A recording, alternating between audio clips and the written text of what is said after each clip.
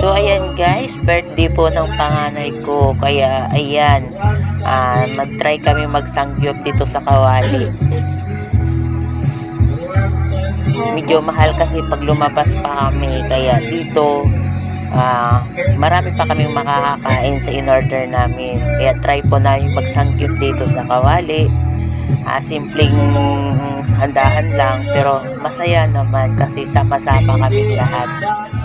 So ayan, nag-order na nga po kami dyan ng pangsangyup na hindi na ako na makapag-antay. Kinain ko na yung ano.